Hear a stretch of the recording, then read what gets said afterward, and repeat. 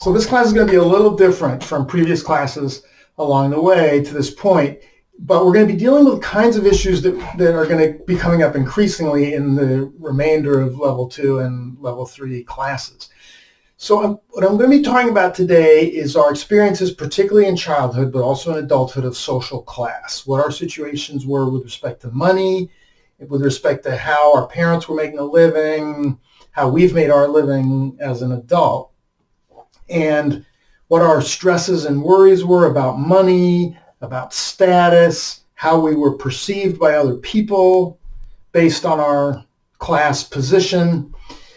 These experiences, our experiences of class growing up, are a source of a tremendous amount of really significant wounding. They're also a source of certain important strengths that we developed, and they can be sources of shame and they can be sources of pride. So there's a lot to mine out of our experiences of class, again, particularly in childhood.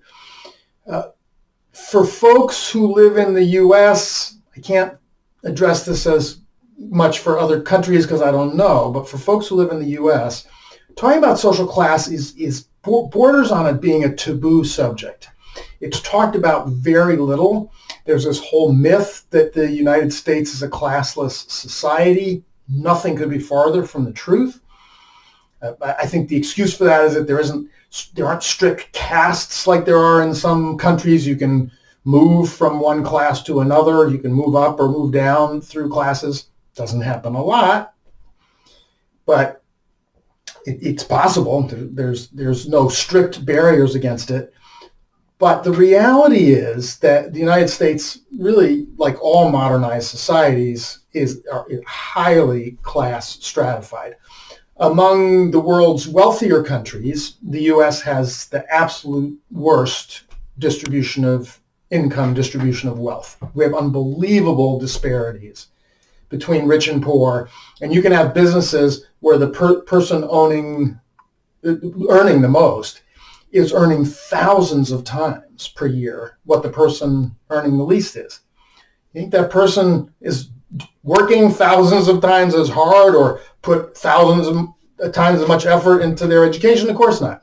They're usually working much less hard and may well have had their education handed to them on a silver platter with no effort to have to pursue their education. So there's absolutely no excuse for there to be such huge disparities of rich and poor, of how hard people are having to work and people who are barely having to work in this country and in modern societies in general.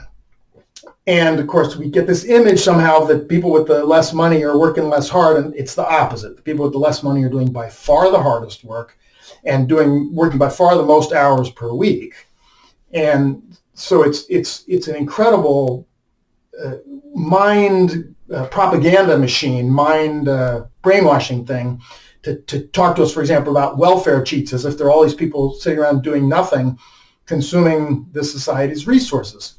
There's a handful of people like that who end up consuming a tiny, tiny portion of the society's resources. The vast majority of the society's resources are being consumed by a tiny handful of rich people who work very, very little and don't work, by and large, and don't work remotely as hard as the people who are sweating along, working two different jobs to try to keep rent paid and, roof over their head and food in their children's mouths. Now, because we live in such incredibly class stratified societies, it means that we have as many different experiences of class as we have individuals in society. And when I talk about this issue in co-counseling classes, and we can actually take time in a class context as opposed to a video context to hear some stories from people about what their experiences were, particularly growing up. And the different experiences are stunning to hear, and the emotion that's behind the stories that people are telling, the poignancy, the difficulties people faced. It's a remarkable and powerful experience. I'm going to work on getting people's experiences of class in the Peak Living Network collected into written stories, since not everybody gets to be part of a co-counseling class where we have these kinds of discussions, and work on making those stories available because they're so rich, and there's so much to them that we all need to hear, and we all really need to learn from what other people have gone through.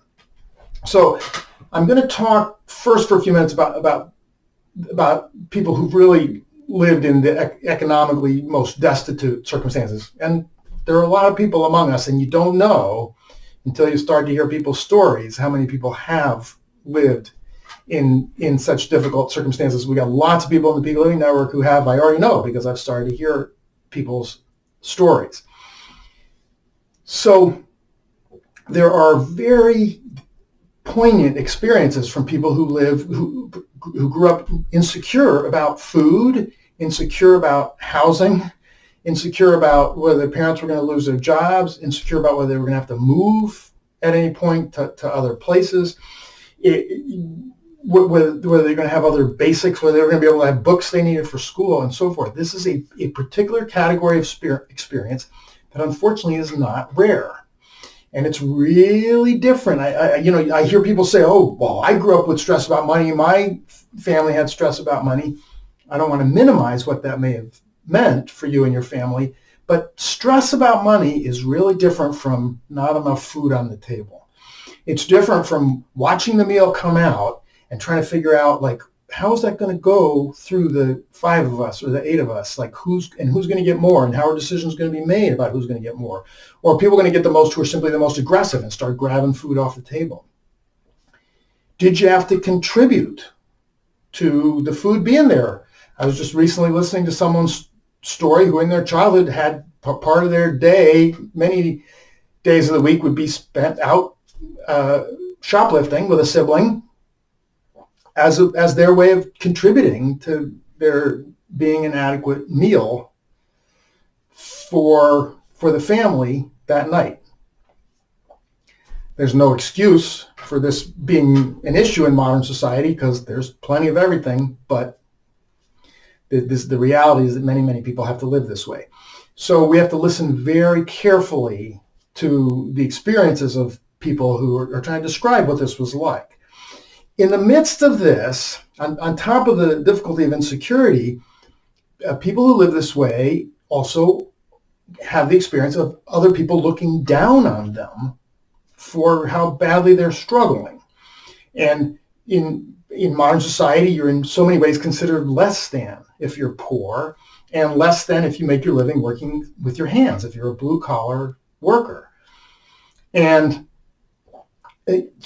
so people who haven't lived this way need to do some work of imagination, of thinking, like, what's it like to not only be struggling to survive, but have people looking down on you for the fact that you're struggling to survive, feeling superior to you, making assumptions about you, assuming that you're not that smart or that interesting, or that you wouldn't go to museums, or that you wouldn't listen to certain kinds of music, or just all these kinds of notions about who you are.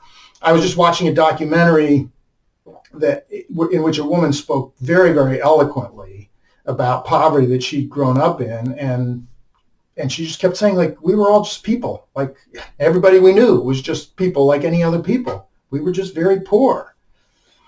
And actually, she'd grown up in a family where her parents had gone to great lengths to make sure that they were exposed to certain things that you would think of as culture.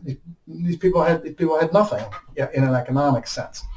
So there's that experience, and then there are experiences at all levels, class levels, of worry about money, of stress about money, and I mean, even wealthy people, sad to say, worry about money a lot, and it may be largely from kind of self-created circumstances, but that doesn't make life any easier for the kids. Children grow up aware of the fact that there are still worries about money.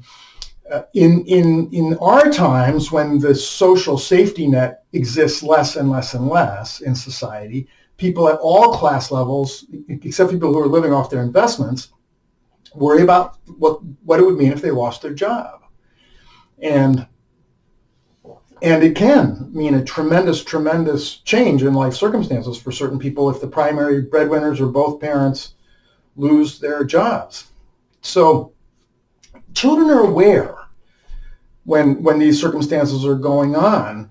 I was just hearing a story within the last few days from someone talking about what it was like literally assembling the money as a family to pay the rent, or assembling the money as a family to do food shopping. These are injurious experiences. These are wounds.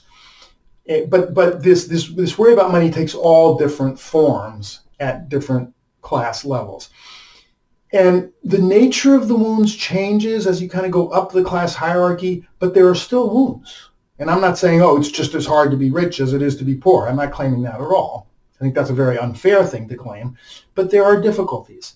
Kids who grow up rich struggle tremendously with emotional emptiness because there tends to be this kind of emotional distance and just general sense of lack of meaning in the lives of rich people. People who grew up very rich often grew up in an atmosphere where nobody cared about anything except status, like how do we look to other people, and do we have more than the neighbors do, and so forth. And so that's a whole set of class-based wounds that it's really different from not having enough to eat, but it's still a class-based wound that can have a significant impact. So with respect to co-counseling, there are a few practical things here we really want to be aware of, that we need to be able to listen to each other's stories well about our experiences of money and class and status, and ways we may have been looked down on for class we were part of, ways we may have been made to feel inferior, in school we may have been tracked into certain classes versus tracked into other classes, and so forth. And we need to be able to understand that each person's experience is quite specific, that there are going to be all these nuances, and we need to be able to be there for each other about all these different kinds of class experiences. At the same time, we need to be sensitive to not claiming that we know what the experiences are like for people who've really had to live as children or as adults closer to the bottom of the social ladder.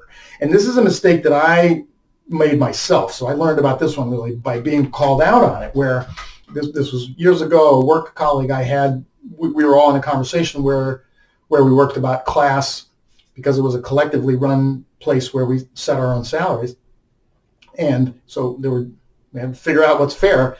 And somebody was talking about the poverty that she'd grown up in. And I jumped in with we worried about money in my family too. I grew up quite comfortably. And money was tight often in my family, and we didn't have money for stuff much. And she had to stop me and say, Lundy, you're talking about two completely different things. You're talking about whether, you wanted to go to summer camp and there wasn't money for you to go to summer camp. That's just such a different question than are we going to have to move because we're getting evicted?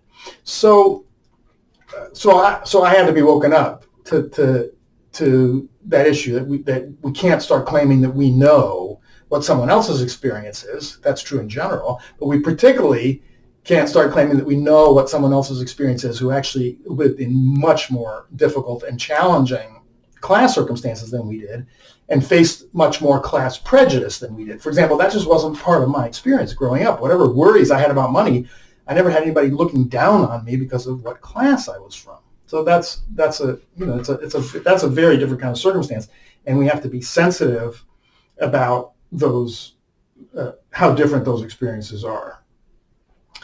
I wanted to say one other thing that comes to mind quite a bit about children's experience is how much time did our parents have to spend with us, and how exhausted were they when they were around home. And that again is often very class-based.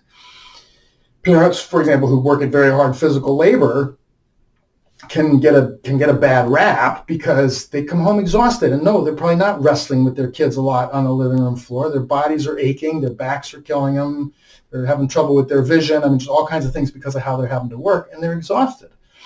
And because pay rates are so low, they're often having to work extra hours or extra jobs, and then it's just time to go to sleep and get up to work again. And then that has a big impact on the children. Kids at the wealthiest end of the spectrum may have an almost opposite experience or not opposite, but similar, but for a completely different reason is what I meant to say, where their parents spent hardly any time with them because their parents simply hired people always to look after them. And sometimes the children developed a very caring relationship with these caretakers. It's not the same as having parents that really take an interest in you and are available to you. Yeah, that's a different kind of thing. So we have to be aware of those kinds of issues too. Next, I want to caution people about kind of political assumptions they make based on where you stand politically about what class people are from, what their beliefs may be, and where their interests may lie. And I know this is all going to sound confusing at first, but I'm going to explain what I mean. So, for example, people who are big believers in the Democratic Party believe that the Democratic Party is far kinder and far more generous to poor people than the Republican Party is. The history is actually very different from that. The history shows mind-boggling selfishness from both of the major political parties towards poor people in this country. The Democratic Party pays much more lip service. Their public statements tend to be much nicer about what they're doing for poor people, but they actually do next to nothing. They're very caring people in jobs in those parties, but I'm talking about the big, powerful party people and what the decisions are, the policies, the actual actions that come out of those parties do tiny bit, between a tiny bit and nothing to help the interests of poor people. And when you look around the map of the United States, for example, at blue states and red states, class stratification, in other words, distribution of income between rich and poor, is not any better in blue states than in red states. It's often worse. I live in the state of Massachusetts. It's one of the wealthiest states in the country on overall per capita income. Very, very blue, liberal, Democratic Party state. Horrible distribution of income. An outstandingly bad distribution of income in the state of Massachusetts. So I'm saying this not as a whole political, not because I want you to get into this whole political discussion, although another time I may try to lure you into that, but only so that we listen to each other better, so that we stop making assumptions about like what a red state person would be like, or what a blue state person would be like, or what a more educated person would be like, or what a less educated person would be like, or what their political stance would be, or are people who are voting for the Republican Party just fools because they don't realize how much the Republican Party won't come through for them? It's like, no, these people, the Democratic Party's never come through for them either. And I'm not saying either one is an alternative to the other. I believe, and I'll give a talk about this another time, that we can't look to the political parties. We have to look to completely other ways, particularly through our labor unions, to fight for the rights of poor people, and other ways besides just labor unions. But the political parties have made it clear they're not going to come through for poor people. So let's do our best to lay our divisions aside so that we can really hear each other's experience about class and hear each other's wounds about class and really be there for each other towards the healing of those wounds in the co-counseling context, because these are some really potent wounds that we carry, particularly from childhood, that we're largely not talking about because this is a subject that people don't really want to go into. And to kind of connect again back to what I was saying near the beginning, that people don't even like to ask each other, how much do you make? Like, how much are you earning? Like, it's an uncomfortable subject. People are uncomfortable admitting how much they earn, because then you'll look down on them because they're earning so little. Or they're uncomfortable admitting if they're paid quite well, because then they feel guilty about the fact that you're not making much money. And it's just connected to that whole thing I was saying at the beginning about how class is this taboo subject. And we've got to make it untaboo. We've got to open it up. We've got to start talking freely about money that people are making. What are you making? What am I making? What's fair? What's not fair? What do we need to do to change this society so that nobody has to live in poverty? There's no excuse for anybody to have to live in poverty.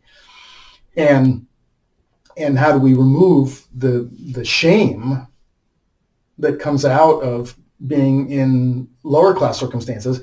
And how do we remove the sense of superiority and arrogance that comes out of being from more upper class circumstances, which is every bit as unacceptable as the shame of being from lower class circumstances. It makes no sense to have any of those things.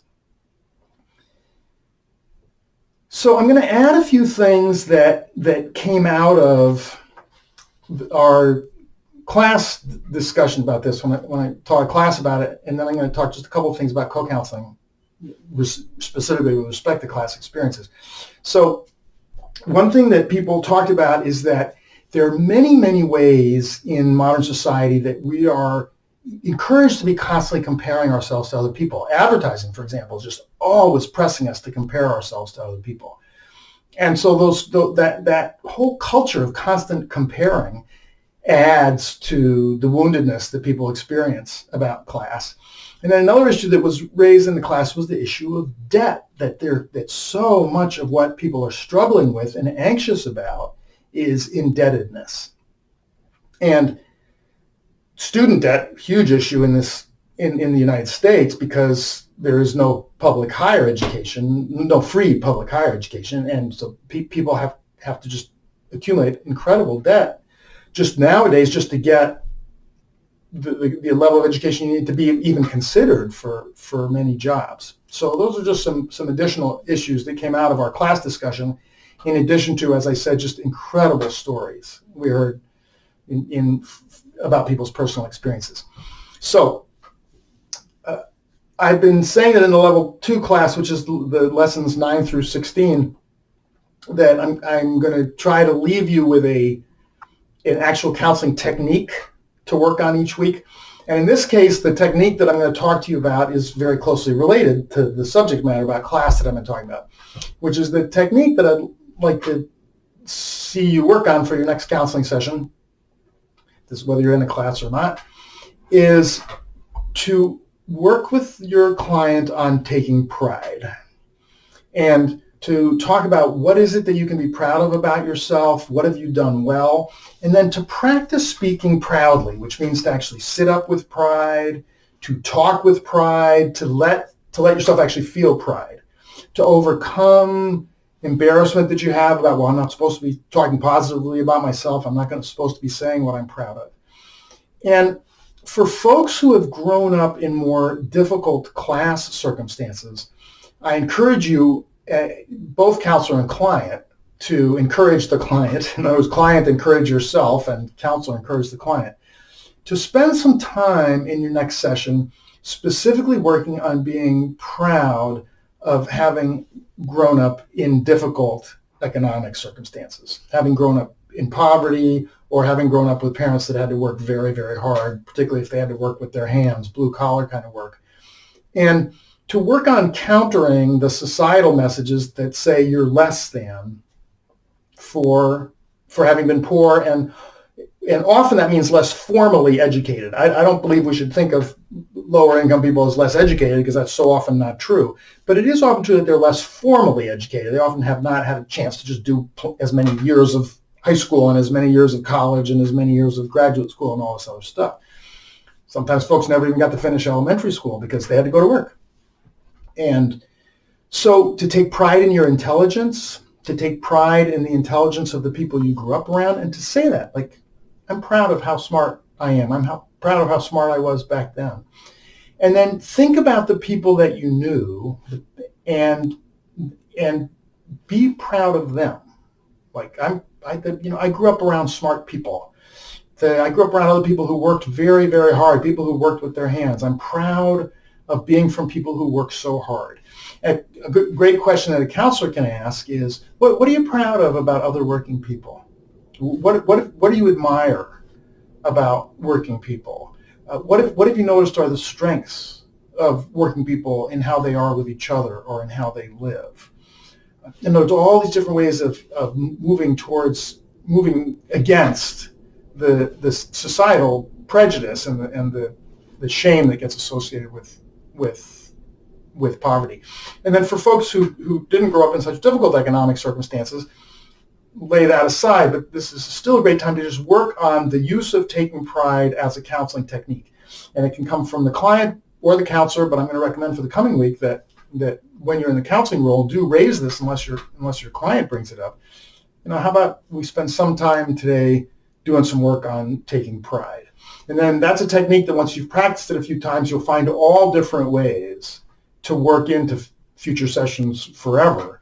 Where the taking of pride is a technique we want to keep returning to over and over again, because it has so many positive effects directly, and then it also often has the indirect effect of helping us get down into some deeper feelings of from wounds that where we felt the opposite of pride, where we were made to feel terrible about ourselves, and where there's a good chance that if we have first really gotten in touch with some pride, that then when we go down into those opposite sorts of feelings, we'll be able to get them to move through us and be able to discharge them.